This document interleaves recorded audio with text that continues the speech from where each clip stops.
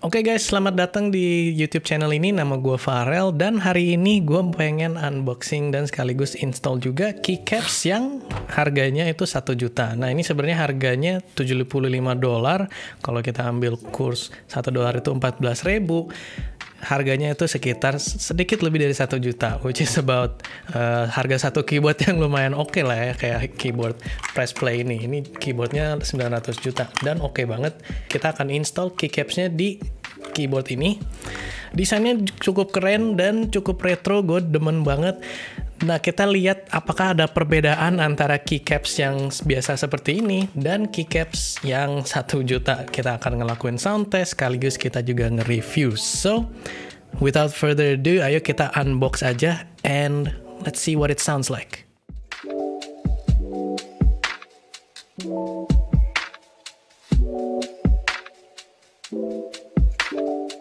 Jadi gue beli keycaps ini dari website AliExpress dan anehnya dia nggak gitu ada nama brand atau apa. Cuman dia tulisnya N-Pro 2 SA Profile Keycaps. Gue juga asal lihat profilnya emang SA, which is yang gue lagi cari. Dan warnanya cukup menarik, teal dan off-white gitu. Jadi gue pilih yang ini aja. So, unboxingnya straightforward dan ini full set ya guys. Jadi keycapsnya lengkap.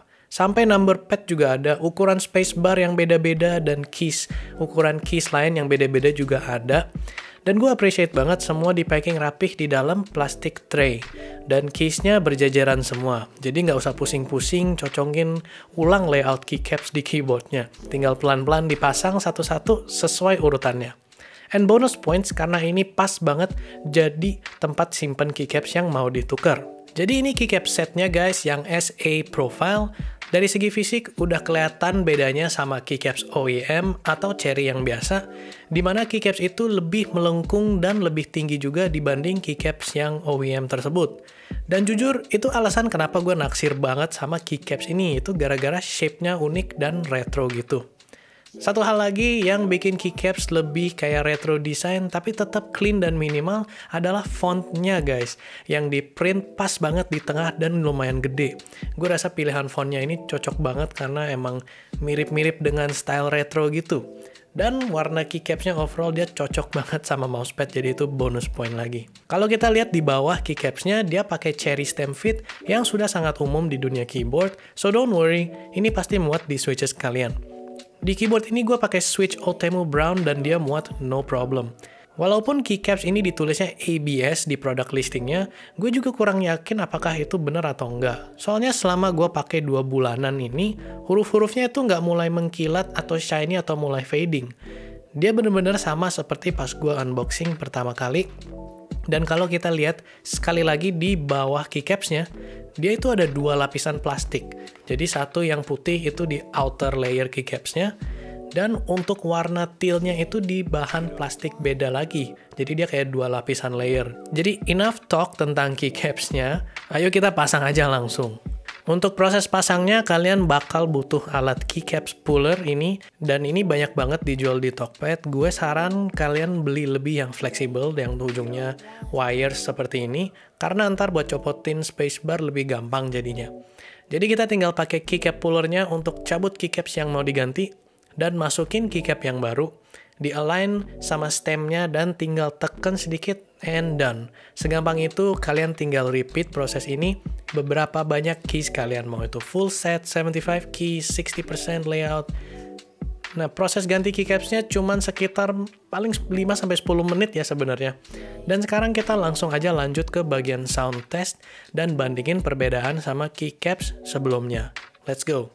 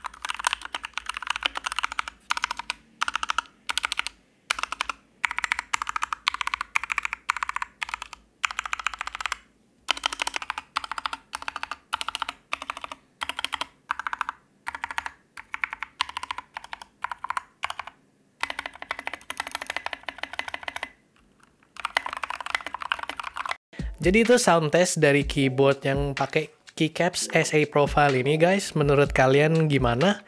Kalau dari segi suara sih ya mungkin ada kopong dikit karena keycaps ini memang lebih tinggi. Jadi dia lebih banyak space di dalam keysnya itu ya.